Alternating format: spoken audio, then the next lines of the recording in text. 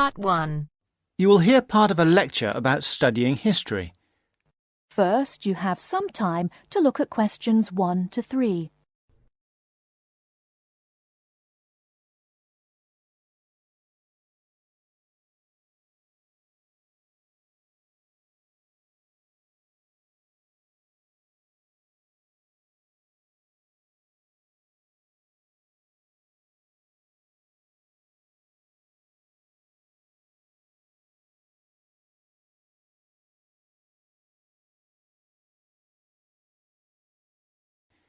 Listen carefully and answer questions 1 to 3. Good morning, everybody. I'd like to begin this term's lectures with a discussion of the various sub-disciplines in history. Before I do that, though, can I refer you to the handout you picked up on the way in? It deals with two general topics. The first is, why study history? And the second is, what is history? Neither of these questions has an easy answer. In fact, people have been asking these questions for as long as history has been studied. However, as you are mostly new students to this subject, and we have some students of economics with us also, I feel you should have some background to these basic questions. Anyway, it's all in the handout. I might add that, for me personally, the most important reason for studying history is that I find it exciting. Our ancestors can remain, if we want them to, a mystery, a closed book, a blackness that we never see into, or we can come to know what motivated them and discover how that led to the world we live in today. Before you hear the rest of the conversation, you have some time to look at questions 4 to 10.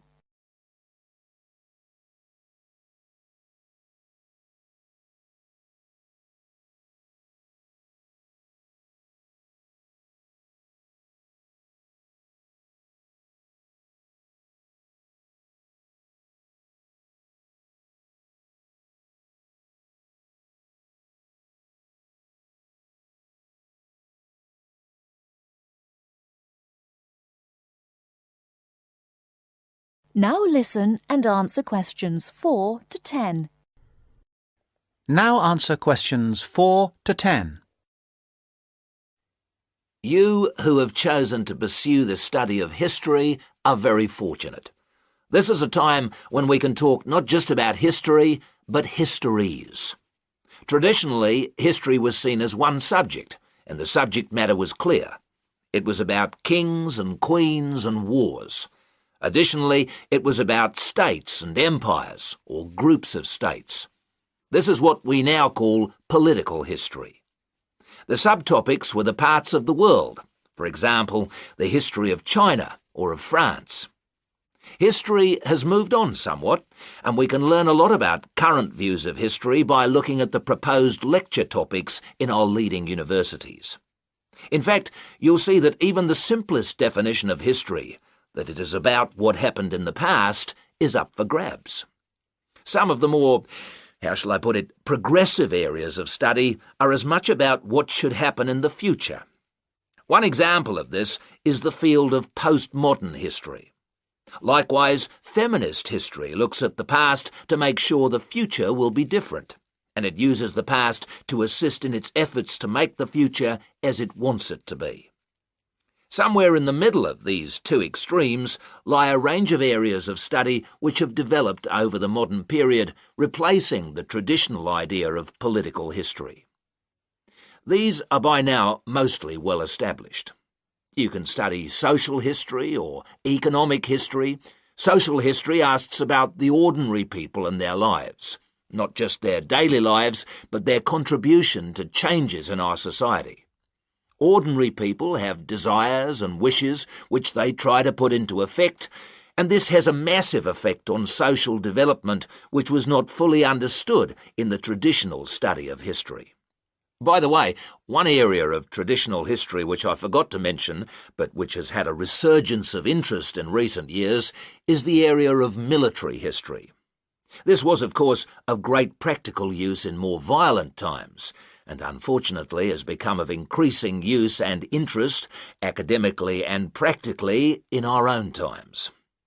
By the way, There is a new series of lectures on military history in our department, as if to demonstrate the truth of what I've just said. Ethnic and multicultural history are further examples of kinds of history which, like social history, differ from the traditional forms.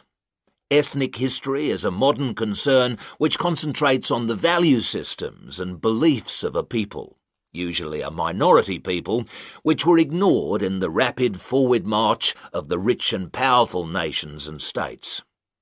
How various ethnic groups live together and how their traditions change and develop is the subject of its contemporary cousin, multicultural history. In sum, as I said, you are fortunate to have such a wide choice of things to study in the fields of history. Choose wisely. And finally, it only remains for me to wish you good luck in your studies. That is the end of part 1. You now have half a minute to check your answers.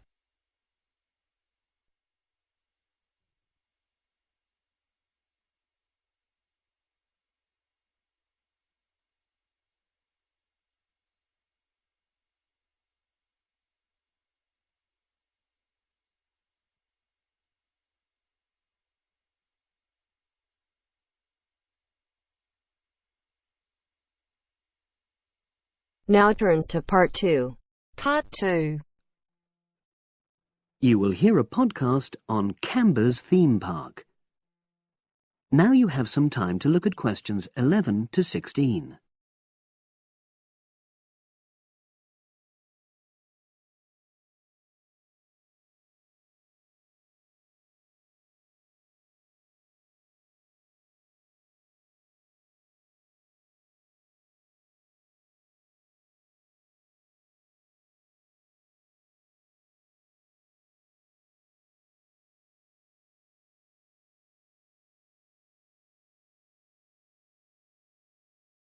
Now listen and answer questions 11 to 16.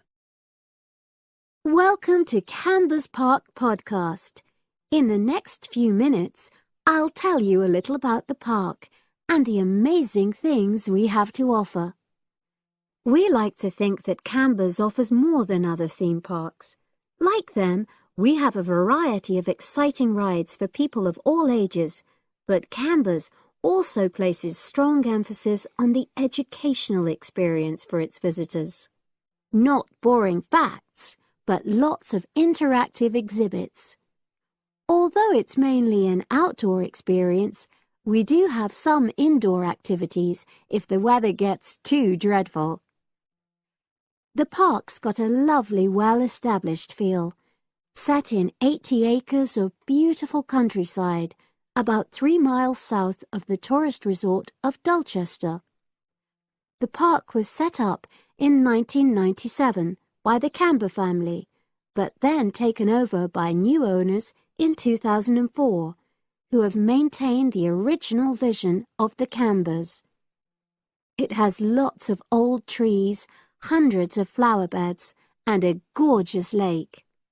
Canberra's has over 45 different rides, exhibits, and arcades. All but one of these is free once you've paid your entrance fee. We charge a small fee for our newest ride to reduce the length of the queues. You don't pay anything for parking. A family ticket for a family of 4 works out at about £8 per person, which is amazing value.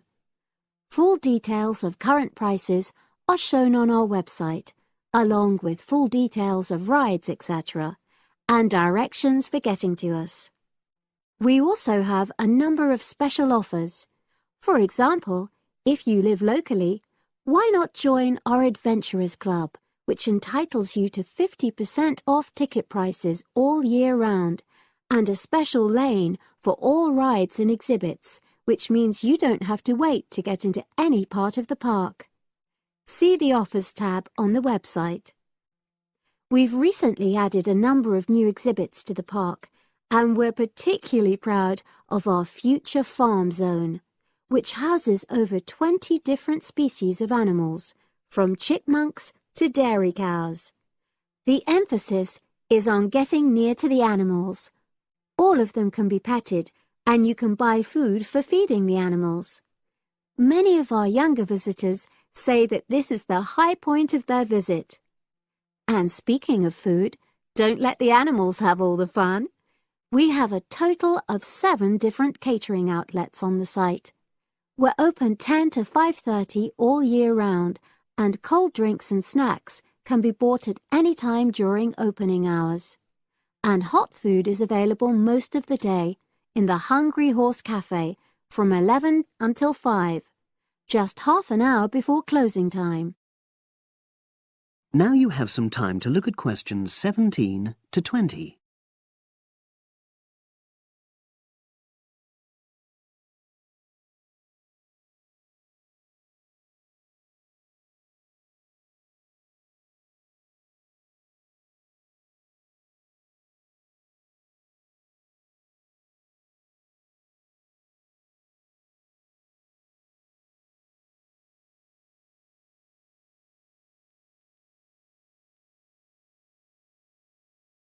Now listen and answer questions 17 to 20. Now we want all our visitors to have an exciting time when they come to the park, but our first priority must be safety. Parents and guardians know their children's behavior and capabilities, but here at the park we have set certain conditions for each of the rides to ensure that all visitors get the maximum enjoyment out of the experience and feel secure at all times. There are 4 major rides at the park. Our newest ride is the River Adventure, which is designed to reproduce the experience of whitewater rafting. No amount of protective clothing would make any difference, so only go on this ride if you're prepared to get wet. Children under 8 can go on this ride, but all under 16s must have an adult with them. Not all of our rides are designed for thrills and spills. Our Jungle Gym roller coaster is a gentler version of the classic Loop-the-Loop, specially created for whole family enjoyment, from the smallest children to elderly grandparents, suitable for all levels of disability and health conditions. Carriages have comfortable seating for up to 8 people with safety belts for each passenger, which must be worn at all times. Sit back and enjoy the scenery. One of the best established and most popular of Canberra's rides is the massive swoop slide. Whiz down the polished vertical slide 9 meters in height and scream to your heart's content.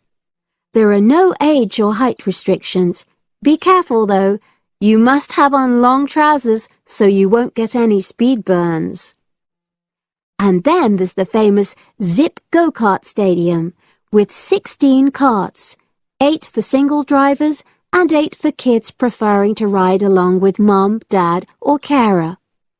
Take part in high-speed races in our specially designed Formula One style karts, but no bumping other karts, please. All riders must be above 1.2 meters because they have to be able to reach the pedals, even in the shared karts. Full details of all safety features are available on our website at www.camberspark.com. So come and make a day of it at Canberra's theme park. That is the end of part 2. You now have half a minute to check your answers.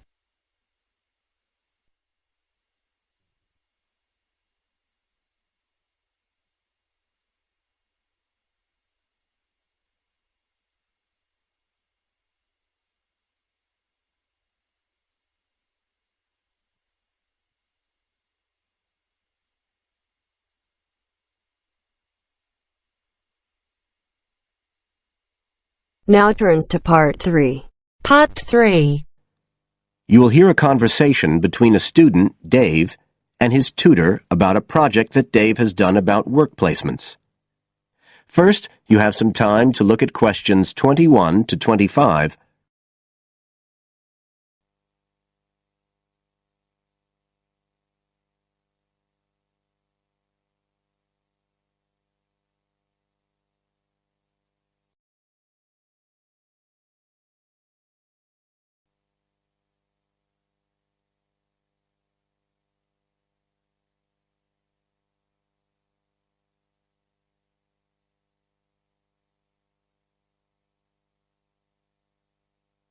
Now listen carefully and answer questions 21 to 25. Good afternoon, Dave.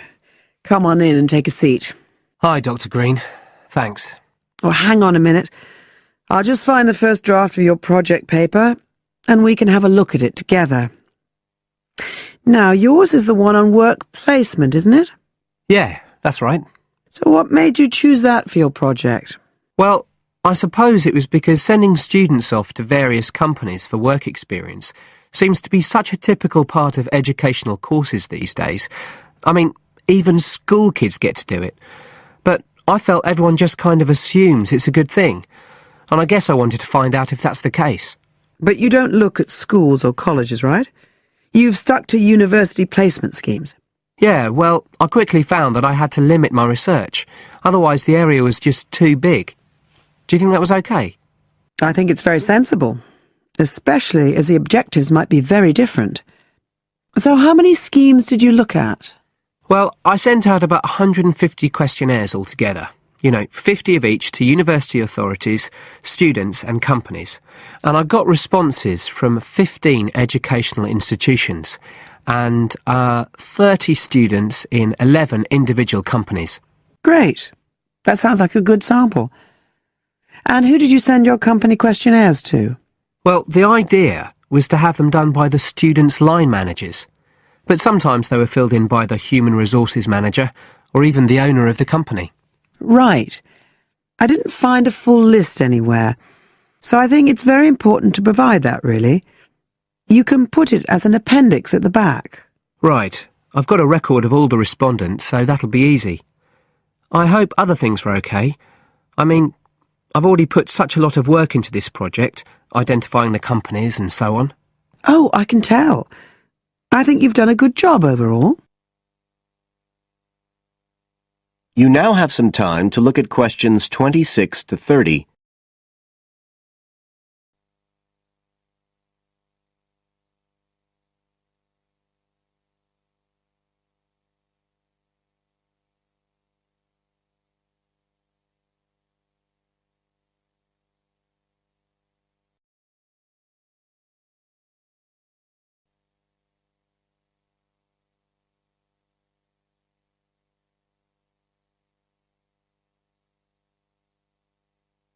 Now listen and answer questions 26 to 30. I thought your questionnaires were excellent, and you'd obviously done lots of background reading. But there were a few problems with the introduction. First of all, I think you need to make some slight changes to the organisation of your information there. At present, it's a bit confused. OK. What did you have in mind? Well, you write quite a bit about work placement in general, but you never explain what you mean by the term. So you think I should give a definition? Exactly. And the introduction is the place to do it. And then, look, you start talking about what's been written on the topic, but it's all a bit mixed up with your own project. So do you think it would be better to have two sections there, like a survey of the literature as the introduction, and then a separate section on the aims of my research? I do. You can include your methods for collecting data in the second section too. It would be much clearer for your reader. Establish the background first, then how your work relates to it. It would flow quite nicely then. Yes, I see what you mean. Anyway, moving on. I like the way you've grouped your findings into 3 main topic areas. Well, it became very obvious from the questionnaires that the preparation stage was really important for the whole scheme to work. So I had to look at that first. And I found a huge variation between the different institutions, as you saw. I was wondering if you could give a summary at the end of this stage of what you consider to be the best practice you found. I think that would be very helpful. Right, I'll just make a note of that. What did you think of my second set of findings on key skills development? For me, this is the core of my whole project, really. And you've handled it very well. I wouldn't want you to make any changes. You've already got a nice final focus on good practice there. Thanks. Right. Now, I think the last part, which deals with the reasons why students don't learn... What, the constraints on learning chapter? Yes, that's the one. I think you need to refer to the evidence from your research a bit more closely here. You know, maybe you could illustrate it with quotations from the questionnaires, or even use any extracts from a student diary if you can, and refer back to what you've written about good practice. That is the end of part 3. You now have half a minute to check your answers.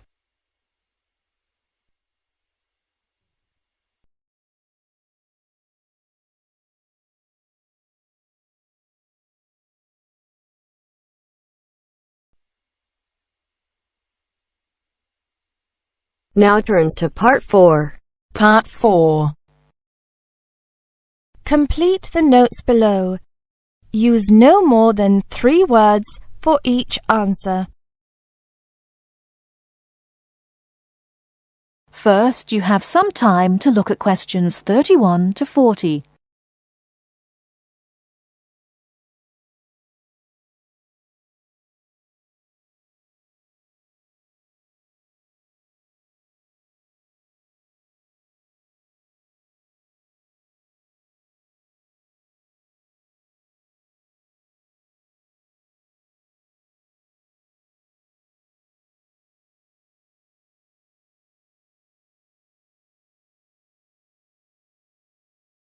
Now, listen carefully and answer questions 31 to 40.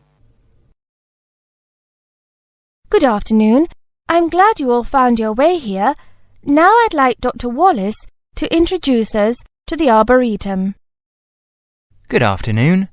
Although at first glance the Arboretum may look like a park, it is a research and teaching facility that also provides a place for people to develop a positive relationship with nature.